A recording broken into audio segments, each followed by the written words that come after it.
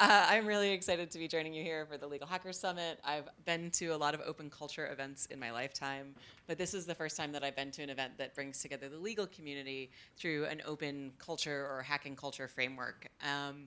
And in getting ready for today, I asked Jameson lots of questions about what your community is and what does it do, and I got really excited because not only does it have a lot of similarities with the community I come from at Wikimedia, both in terms of being policy nerds and the like, but just also in terms of the structure and shape and organic growth of what you've done. And I have to say, I think it's also one of the first open culture communities or open inspired communities that I've seen really take off in such a way since groups like OpenStreetMaps or Creative Commons. And so I think that is really cool. So thanks for having me. Joke about Jameson, I'm going to skip that because already we just did that. It was just about knowing each other. That's nothing more than that. It was like, why am I here? Well, the reason I'm here is because I am the executive director of the Wikimedia Foundation. The Wikimedia Foundation is the nonprofit organization that operates Wikipedia. Who here has heard of Wikipedia? Right. Who here knows that we are a totally non-commercial, open source, open license, community governed, and volunteer supported free knowledge project? Yes. I knew to expect a lot from this crowd. Has anyone edited Wikipedia? Raise your hand. All right, thank you for making free knowledge possible. And for those of you who have not yet done this, the spirit of hacker culture is that you can always improve. So we're gonna work on getting you guys to be editors. So the Wikimedia Foundation is the organization that operates Wikipedia and other free knowledge projects globally. This means keeping the sites open and running, providing resources for our global community out there, which is building Wikipedia every single day.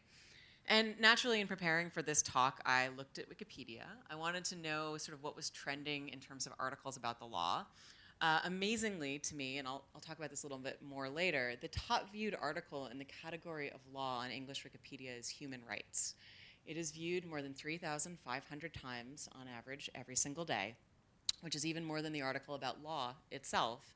And to provide a little context relative to some folks who've been in the news and current affairs, the article about the current US president, Donald Trump, is viewed about 6,000 times a day. So I don't know if that makes human rights half as popular as Donald Trump, or I like to actually think that that means that is an indication of how it's important and essential what Wikipedia does and is relative to ways that people understand the world. But I think that there's more that unites our communities than just a common interest and understanding of the law. We come from the same spirit of the open web, as you know, the hacker culture that was born out of places, or born out of a spirit that things should be open, from the model trains at MIT, which is, of course, hopefully where everyone knows that the term of hacking comes from, to the free knowledge of Wikipedia, to the legal codes here at Legal Hackers. It comes from a belief that we as people should have the freedom and ability to get inside, pull out the guts, fix things, repair things, change things, and remix them and remake them in our own image and in the image of the world that we want to live in. So that hacker spirit, that open spirit, is what drives open communities and cultures. And since I was asked to come here today to talk about open culture and access to justice, I want to start by talking a little bit about the state of open culture. So I just flew here yesterday from Santiago, Chile, and spent the previous week visiting with our Wikimedia communities in Chile, in Argentina, and Uruguay. And I was asked many times during this trip about the state of truth today and about the role of the open movement in that. I mentioned this trip in these places because I will come back to them in a little bit. But the answers that I gave in Montevideo, in Buenos Aires, and Santiago is that lately I've really been feeling the passion and of indignation, of resistance, impatience, and reinvention. I've been feeling a real urgency in this global moment, one that has consistently been characterized as a moment of post-truth, post-reason, post-democracy, and post-hope. And that urgency extends to a need to re-examine my beliefs around the open cultures and open communities from which that I believe that we're a part of and from which I've sort of built the last 10 years of my life and career. I've really been feeling the need to break open culture open and to rebuild it better. So before I start talking about what that means, I want to talk about what I mean by open. I mean, you guys all know this. This is free, libre, open source, free beer, free culture in all of its manifestations, free as in speech, not just read, but read write, sharing and remixing, the idea that we hold values that we build collectively, collaboratively, and non-hierarchically, and the spirit that anyone can participate on equal terms. So all of those ideas, from these just sort of general fuzzy feelings and values to very specific projects, make up what we constitute as open culture, and it's the way that I'll be using it today. Not as a synonym for hacker per se, but with the assumption that the best hacker cultures are those that thrive in the open, transparently in open systems and structures. I'm going to switch to, is this okay? I don't know, which is better. All right, so the good news is that open has never been more successful. I think, tens of millions of people participate in open projects all over the globe. We have open science, we have open education, open heritage, open culture, open source, open data, open government. Everywhere we look, we find new things to open and more people to join us and more work to be done. But invariably, the success of open also means that open has some problems. It's my belief that open in places has been co-opted, that open can sometimes be somewhat problematic, and that open is not necessarily living up to its potential. But the good news about open is also what we make of it. So I'm here to argue that if we're going to think about open as a tool for building creative solutions to difficult problems, or if we're assuming that open also means better, we need to make open work harder for the affection, attention, and efforts to which we dedicate to it. So Wikipedia. You may have heard of it. As I said, it's an open project. We started back in 2001. From our early days, we took a very strict approach to open. Everything had to be free from the ground up, the software to the words to the licenses. We grew out of the free software community and became one of the biggest champions of it and of free culture in general. We embraced licenses that supported remixing, rebuilding, and free sharing, and are still to this day one of the largest users of open licenses on the globe. From the early days, we committed to free knowledge in a very broad sense. In fact, our name, Wikimedia, you may notice, is different than Wikipedia because it expresses a belief that all forms of media could be free, from the encyclopedia to images to books to data and more. We started these very idealistic projects and had no idea whether they might fail or succeed because our goal wasn't success, our goal was open. And so while some ideas did fail, overall Wikimedia has been successful beyond our wildest imagination. Our models of collaboration, our platforms, and our work have become widely utilized and adopted across the web. Today, we are the 5th most popular website on the planet. We have more than 45 million articles across 300 languages. We're visited every single month by roughly 1.5 billion devices. We're among the world's most trusted sources of information, which of course makes us a very different place than when we started. I never expected to stand up here and be like, Wikipedia, it's very trusted. But it is. We built these impossible idealistic projects because we were tremendously passionate. What drove many of us, what has united our work, stems from a core set of values, which is a belief that we want the world to be better in some way. More open, more representative, more inclusive of how we define knowledge and culture, a better informed world in which people are better equipped to build the societies that they want to live in and choose the means by which they wish to govern themselves. And whether it's through the policies that we create, the articles that we write, or the code that we build, we come from a belief that the world is better when more people can share in free knowledge, and this can only happen when more people openly collaborate together. This is what animates what it is that we do. This belief is also inherently radical. And to be clear, I don't mean radical in a political sense as in the radical left or the radical right. I mean it more in the sense of power. The idea that knowledge should be open and free is a radical change and challenge to what has previously existed throughout human history. It is a belief that upends much of the way that the world has traditionally worked. The act of creating knowledge or free culture is radical because it challenges what comes before, the structures upon which our global societies have been built. As we know, for centuries, the creation and control of knowledge was the domain of those with power and privilege. Of wealth, politics, religion, and capital, all of those have been built on the mastery of control of knowledge, from the mysteries of alchemy to the tools of magnetic navigation to today's physics of nuclear fission. And when we reject this paradigm of control and when we open our knowledge to the world, when we demand it for people, what we're doing is we're actively challenging the idea that knowledge should be the domain of the privileged few. We're being radical in our assertion that knowledge belongs not to those who are born into opportunity or those who can pay their way to access, but instead that knowledge, our common culture, our common heritage, history, discoveries, and understanding of the world, is knowledge that belongs to all of us. That is fundamentally different than the way the world has always worked. But if we're truly committed to open, then we're also truly committed to the idea that everyone should also have a say in how knowledge is shaped, how it is formed, and how we see ourselves in it. And in this sense, Wikipedia is not only radical in that it inverts centuries of human history, but it is also radical in the sense that it opens up that very same history to constant renegotiation. In the process of creating Wikipedia, we start with the assumption that any article, any piece of information, any point of knowledge can be edited at almost any time, that knowledge in and of itself is inherently unstable and dynamic. It can change at any moment in response to new sources of information.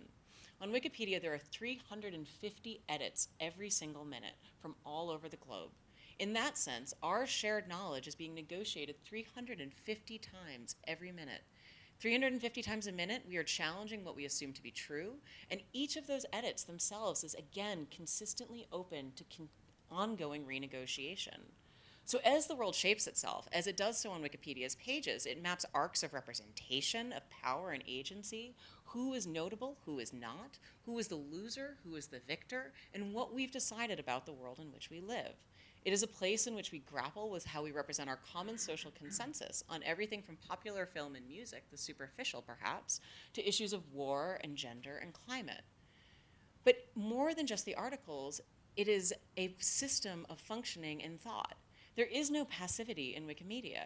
We believe at Wikimedia that there is no such thing as a reader, someone who simply comes. Instead, every visit to Wikipedia is actually a choice of consent or of change. Wikipedia asks and invites you to join a discourse that challenges and requires critical thinking.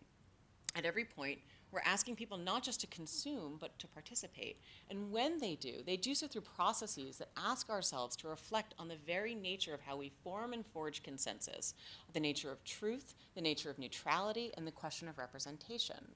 We ask you to join in a shared heritage and responsibility to history. So I also said earlier that I don't use radical to mean partisan, which is true, but it doesn't mean that radical isn't also political. On the surface, after all, what is threatening about an encyclopedia? It's just a shared collection of knowledge that everyone already knows. But the truth is that that's only true in places where people have permission to know, where there are rights to education, rights to expression and information. For others who live in areas in which the truth is contested and combustible, free knowledge may be much more than radical. It might be downright subversive. It can be dangerous. In the words of my colleague Marco Correa, who is the president of Wikimedia Chile, who I was just visiting, while knowledge may be neutral, the act itself is not. I find this humbling. Without doubt, being an advocate for free culture is inherently a radical act, and there is humility in knowing this, and I believe that we should not lose sight of its power, despite the challenges that I'm about to say that open actually has. Because I do believe also that the meaning of open has gotten quite fuzzy in recent years. What is the meaning of open when the mission of one of the world's largest proprietary commercial social media platforms was until very recently to make the world more open and connected? Or alternatively, does open mean a space in which everything is permitted? The free software community is rather notorious for insisting that any limitation on their conduct is a violation of their freedom of expression, and therefore some sort of violation of open values. So can you be truly open if openness itself can be hostile? Or does open mean open to exploitation? If the commons is a place in which we emphasize sharing and collaboration, what happens when the commons becomes an engine for profit? I was on a panel last week in Argentina with an open culture advocate, Mariano Frasoli, who observed that the commons was almost expressly built for appropriation. So if is it truly a commons if some share and others only take? And then perhaps finally, and perhaps most importantly to me and to the theme of open as a means of access to justice, I think the question is, has open done what we really want open to do? If open is a great leveler and truly accessible to all, why does it seem that so many are not represented? If open is meant to empower, then why is it that we have so many misgivings about issues open raises, including digital labor, appropriation, and dominant culture? For years, the open community has operated on a principle that if it is open, they will come. But when we look around the open culture community today, in the most broad definition, open is still dominated by voices that are largely northern, largely white, and largely male. So is open the best way to build representative communities, inclusive cultures, and equitable knowledge? Open is powerful, but open alone perhaps is problematic. If open is to remain a value rather than a slogan, we must clarify why it is that we value it. We must challenge ourselves to examine the value of openness for the sake of openness, and where open falls short, and where introducing intention is essential. The work that open advocates do in the communities that we serve, the impact that we have is undeniable.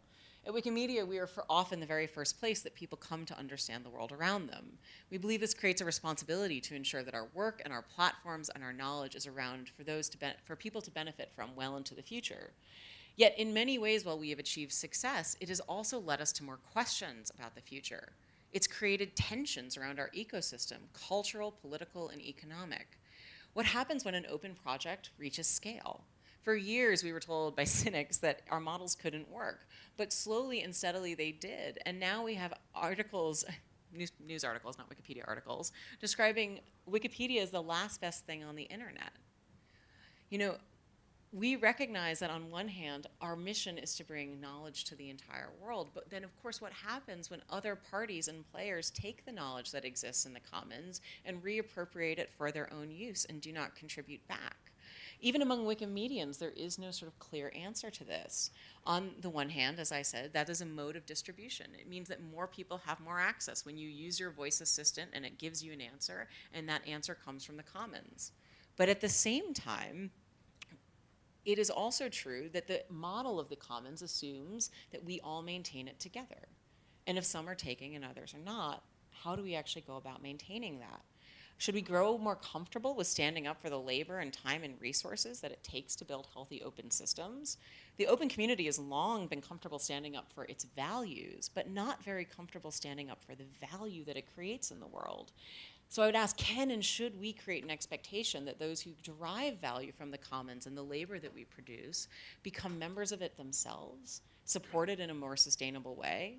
I ask this question for this audience in particular because this is not an issue of commerce. This is an issue of sustainability. We know that cultures that only consume eventually consume themselves. Think of the example of yeast in bread. It eats all the sugar around it until it dies, and then it exists no longer. If we consume the commons, can the commons exist as a tool of equity, learning, and justice? You know, in many ways, the open movement has made the web what it is today. Without the open standards of the W3C, the infrastructure of the LAMP stack, our global interconnected network would not exist. Without the knowledge of Wikipedia or the licenses of Creative Commons, the web that lies on top of it as the application layer would be a much poorer place. And yet we, as the open movement who help make the web possible, are rarely at the table for when these decisions are made about its future. The ongoing exchange of influence over the very systems and contexts in which we operate. And if free culture in the commons is meant for all, we have to ask ourselves why no one is specifically tasked to be its champion. Policy, legislation, and global discourse are shaping the very work that it is that we do, and the health and the future of free culture is being shaped by those who are at best neutral and often hostile to its very efforts. So how do we demand a seat at the table, not only as advocates for our values, but as essential stewards to the tangible assets and infrastructure that we have built over time? This is where I believe this community has a keen interest and role to play in which I'd love to hear more from you. If the open movement accepts that we've been successful in our models, we must also accept and embrace the responsibility of protecting and extending them. But you know, everything I've spoken about today so far is not new. You probably have heard conversations around hostile spaces, commercialization, policymaking, exclusion. These are themes that you've had some variation on before. But I do think that there is a fresh challenge to open, and it is coming not from San Francisco or Berlin or Helsinki, but it's coming from Mexico City, and it's coming from Lagos and Bangalore. And that is what I referenced earlier, which is, what does open mean if all it has done is recapitulate existing structures of privilege and power? Have we challenged a system radically only to reconstruct it? And if the answer is yes, what does that truly mean for a global knowledge commons? If knowledge is an issue of justice, and I fundamentally believe that it is, then we are in a broader moment of global discourse about who tells our stories, what reflects truth, who has access, and what does that mean, not just in terms of justice for the individual, but justice within society as a whole. I can tell you how this plays out on Wikipedia. Today, for the entire continent of Africa, home to 1 billion people, only 1.7% of our contributions come from that continent, which means our entire understanding of the continent of Africa, its history, its culture, its centrality to our very humanity, because that's where we all come from, folks, is being shaped by people who don't even live on it, who do not come from those cultures, who are not immersed in that history. Today, on English Wikipedia, only 17% of the biographies that exist out of 1.3 million are of women. That is certainly not reflective of the role that women have played in the world over time. I think we have some fundamental challenges, and I don't think it's just Wikipedia. The internet is allowing us to have conversations with those whom we have never been in dialogue with before. We are in a moment today in which historically marginalized voices and communities are able to share and define and advocate within knowledge and culture in ways that was not previously possible. It is true that people around the world have been challenging colonialism and racism and colorism and misogyny and patriarchy and homophobia and transphobia, Anglocentrism and indigenous erasure for decades, longer than decades. But with digital tools as a great leveler, those challenges have grown so much louder in our mainstream discourse and increasingly difficult to ignore. And I think it is safe to say that those voices have not been received easily. Much like free knowledge shakes the roots of the trees of power, new narratives around history and representation and identity shake the frameworks of understanding that have been built by those in power over so many centuries. And the more assertive the challenges, the more reactionary the response. Around the globe, we see issues of resurgent nationalism, xenophobia, and authoritarianism. We see shrinking space for political freedom, civil rights, and trust in democratic norms and institutions. All of that is to say that power, we know, does not give up easily. These epistemic conflicts, the discourses that we are in, seem like they could go either way. They may end spectacularly well as new voices and histories ascend into our common discourse, or they may end spectacularly badly if we fail to knit together an intellectual commons and find ourselves instead withdrawing into the echo chambers of our respective identities. But paradoxically, this is actually where I believe that in this moment of greatest tension, free culture advocates and open advocates have the greatest role to play. You have the most urgent calling and the most applicable skills. It is almost as though all of the things that have been done before, all of the things that we do and that we value, have been in preparation for taking on this moment of global crisis of truth, cooperation, and openness. Because that is the core of what the open movement is and what the open movement does. So I want to bring it back to this idea that free knowledge and free culture is a radical act. Because embedded within the work that we do, as I've already mentioned, is a desire to create a world that is more equitable, more representative, and more open. As the stewards and the creators of the commons, as the makers of free and open culture, we have an opportunity to take this on in the discourse of the moment, to use our models of collaboration, our spirit of cooperation and co-creation and solutioning to tackle some of these broader social conversations, to find ways to integrate our narratives rather than fragment our societies, to create a path forward for the future that reflects justice in knowledge, which increases the likelihood of justice for all. As I mentioned at the beginning of my talk, I just arrived here from South America. Each of the 3 countries in which I visited has a history of military rule in living memory. Each bears the scars not only of oppression, but systemic human rights violations, detention centers, tortures, extrajudicial killings, and disappearances. Each has a legacy to grapple with in terms of how they come to terms with that history. 3 years ago in Argentina, the Wikimedia Argentina community took on this challenge. They, like me, believe that open knowledge is an issue of justice. And although Wikimedia itself is not a human rights organization in the traditional sense, we are a cultural rights organization, one that advocates for memory, understanding, heritage, minority languages, freedom of information and expression, and the rights of privacy and inquiry. So they held an editathon to bring people together to improve the quality of articles on human rights. Today, they lead a flagship program, a program that has expanded not well beyond just simply creating articles about human rights, to one that is deeply invested in exploring the memory and the shared consensus that that countries in the region have about the periods of human rights violations that they experienced. That program now has activities in 6 countries, in Argentina, Uruguay, Chile, but also in Mexico, Venezuela, and in Colombia. And they partner with some of the leading human rights institutions in the region, including the Parque de la Memoria in Argentina, which is what you see in image. Oh, sorry, that's a really fuzzy image. Apologies for that. This is actually an image of the wall with the names of all of the disappeared who are known. It's very powerful for those of you who've seen it. And the Chilean Museum of Memory and Human Rights. These are centers of learning and memorial for remembering not only the thousands of people who disappeared during these military regimes, but also places for educational centers for researchers and students, and institutions that advocate on behalf of human rights and transitional justice. Our Wikimedians work with them to ensure that their missions not only live in the physical spaces of these museums, but also in digital spaces. Because while each center of memory receives tens or hundreds of thousands of visits a year, their missions are actually on the scale of our shared humanity. So working together, we make these missions accessible to the hundreds of millions of people around the globe who may never have the chance to set foot in these spaces. During a meeting with the director of the Museum of Memory in Chile, the director shared with me that the institution believes that memory is a human right. I believe that this is true, and this is actually part of the power of our collective narrative. Memory is a human right, but it is also a tool for justice. And I learned that only weeks before I arrived in Chile, the articles that describe the period of Augusto Pinochet's rule on Wikipedia and Spanish Wikipedia underwent a small but intensely significant change. As we know, words carry tremendous significance. So there was a conversation that goes on about, was it a military regime, was it a dictatorship, or something in between? And as memory has changed, and as we has put distance, or not we, but as we as society put distance between ourselves and the past, our collective understanding changes as well. So for Spanish Wikipedia, that dark period in Chile's history is no longer a contested period of oppression. In fact, the first sentence of the article simply describes it as a military dictatorship. That is a very small but tremendously significant change. So I believe that there are many forms of justice, of course, but knowledge is one of them, and perhaps one of our most powerful. So I share all of this with you because I believe that your work plays a role here.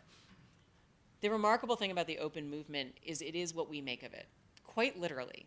Every edit, every contribution, every new fork, every remix, every commit is how we make the open movement. Which means that we can make it what it is, what we want it to be. We can make it a movement that welcomes new contributors to friendly and safe spaces. We can make it a movement that stands up for its values and its value. We can make it a movement that articulates itself as a technical and social force and seeks the power that it needs to build the world that we wish to live in. And we can make it a movement that cares about representative knowledge, or anti-racist knowledge, or feminist knowledge, or scientific knowledge, or simply factual knowledge. We can make it a movement that manifests justice. Because as long as we are open to change, open will be exactly what we make of it. So thank you very much. I appreciate the chance to be here to speak.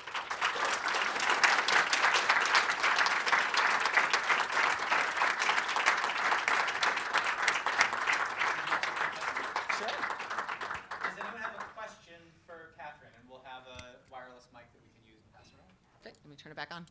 We'll have the Christy. Hi, how do you become a Wikimedian? Is that what it's called? Okay. So a Wikimedian is the name that we use to describe members of our global knowledge community. A Wikipedian is someone who edits Wikipedia. I believe that a Wikimedian is anyone who believes that free knowledge is something of value and is willing to work to collaborate and contribute to expanding it around the globe. But a great way to become one is to edit Wikipedia or get in touch with the local community in wherever it is that you live and get involved in some of their activities, or just come find me afterwards and talk more. Anyone else? Yeah. And if you wouldn't mind introducing yourself. Okay. Hi, I'm Raina Hawk. That has to be one of the best speeches I've heard all year, and because of you, I probably won't be sleeping tonight because I'll be thinking about it. A lot of things you said were just so interesting. One of them was about, unrepresented voices or underrepresented voices on Wikipedia. Just something to challenge that is, are we kind of, does it serve a purpose to inorganically ask certain groups or cultures to contribute? Like, isn't that very disruptive to maybe some values they hold dear, like interacting with each other instead of, leaving some kind of artifact for everyone else? Have you heard that before? Yeah, this is one of the things, when I made the reference to asking ourselves problematic questions about open around digital labor, for example, I don't remember the exact language I used, but we do go out and actively solicit participation from communities that are underrepresented, but it's not as simple as just being like, hey, come join us, right? One of the big things that our communities do is work with indigenous communities. And that work is obviously very site-specific and culturally specific. But one thing that we hear quite frequently in talking with indigenous communities is a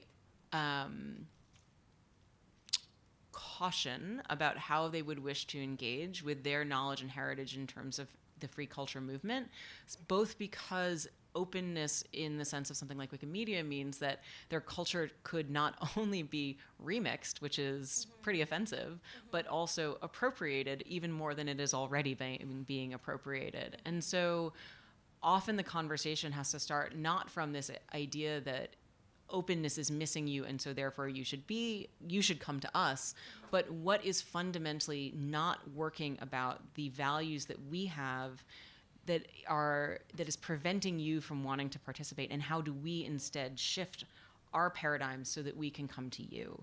And I think that is a highly specific negotiation in terms of every culture.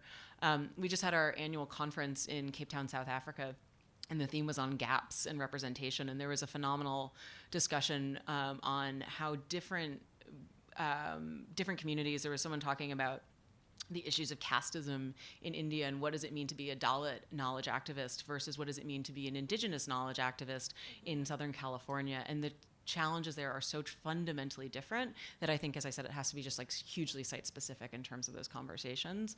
But that requires a sensitivity that asks us to not work at scale, but rather do the opposite. And I think one thing that Open often tries to do is scale. But I think, in fact, the greatest success comes from the smallest negotiations.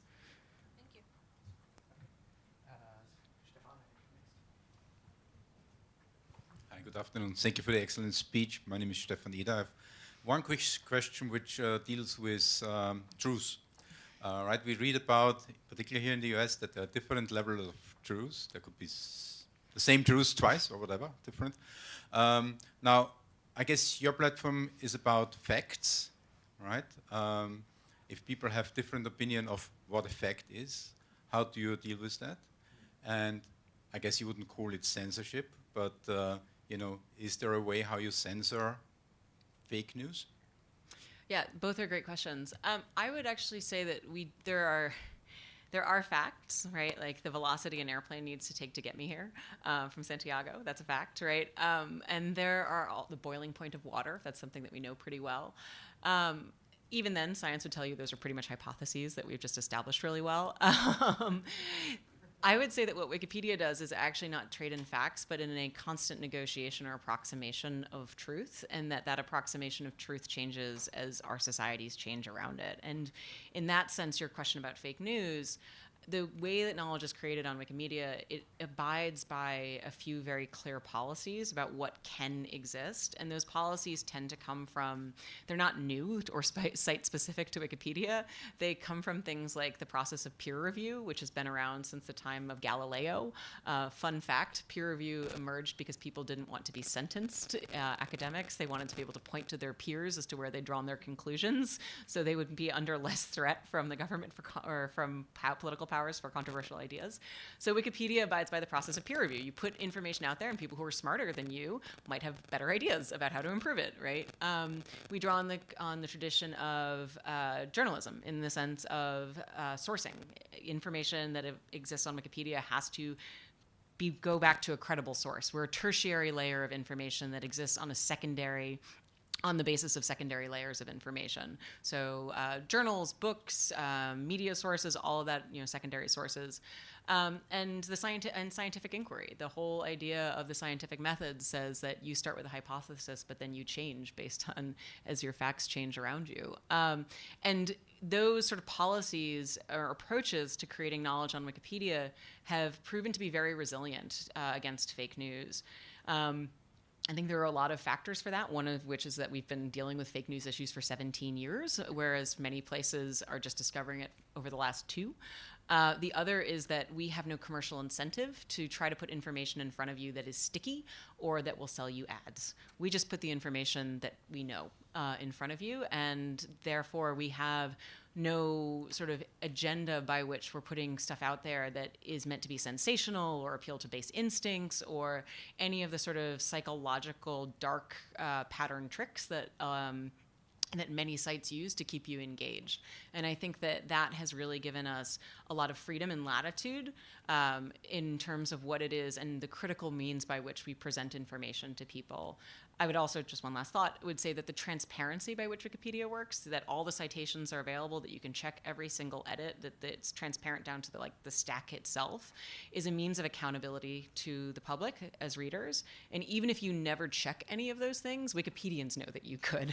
And so that is a form of accountability that I think is also very sort of structurally different when it comes to the discourse and around platform and information sharing. I hope that answers your question. Sort of. Okay.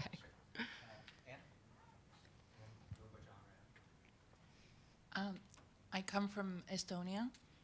A lot of the books that I had to read when I went to school were very different, especially history books, than my kids are reading. And I recently discovered that, there's one planet less than there was when I studied. Poor Pluto. That was a shock for me. It's very sad. What happened? But I have 3 kids. The oldest is 12. Her primary source of information is YouTube. Mm-hmm. When you say that you require a source, for that age, the source information is YouTube or Instagram, but nothing sort of reaches to the media per se. When you use the word media, that you require a source, you require a source that is like this traditional journalism media only. How are you sort of preparing yourself to this leap of that we're dealing without them, without newspapers? Yeah. I often describe us as one of the greatest allies of the free and independent press, because without the free and independent press, Wikipedia doesn't exist. When I mentioned that we're really trusted, there was a survey that came out 2 or 3 years ago that found that people in the UK trusted us more than they trusted the BBC, 1 or 2 percentage points, but that's not a good thing. I'm great, I'm not really proud of that. Because you can't build a house on a hollow foundation. And Wikipedia exists on a foundation of inquiry, research, and discovery that comes from many different sources, and not just the media in terms of traditional journalism, but as I mentioned, scientific and academic research is another major source.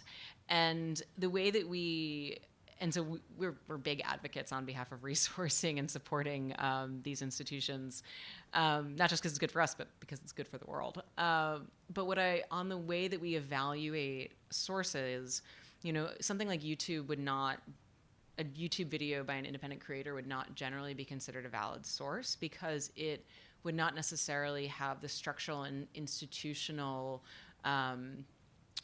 policies around sort of learning and self-correction that we look for in sources. So in order to have sources on everything from 16th century Islamic art to current affairs, we have to have we look at the characteristics of a source rather than the name of the source or the publisher of the source, because that would just be too hard to catalog where all credible information comes from in the world. Instead, we look at things like, does a source issue corrections when it gets something wrong? Is there a process of peer review or editorial review that a source goes through? And is it respected within the field in which it operates? And those are sort of the heuristics that we use to evaluate credibility. I think that the question of people getting their news from YouTube and Instagram is one that is challenging not just to us, but challenging more broadly in terms of discourse for some of the reasons that I've mentioned. And at the moment, we are interested in how we take on some of these issues, less from the sort of stickiness of social media or the urgency of social media, but more from the sense of there's a lot of knowledge that exists that isn't captured through traditional publishing or traditional research, both because of the biases inherent in those systems, but also because of means of access and sort of equity of opportunity. And so instead of looking at things like, I was learning about the platform Twitch today, which I guess is like a gaming platform kids watch. Yes, parents in the audience are nodding. Maybe you're gamers yourselves. I don't want to assume you're parents. I'm sorry. We are looking at that more from how can rich media like that be a source of oral tradition, for example. And so those are tricky questions, but those are the sort of things that I think we're in the process of negotiating ourselves. John? John Chadwell, and her question kind of ties into mine about shifting societies and how you stay on, not force them in a direction, but also, adapt to that.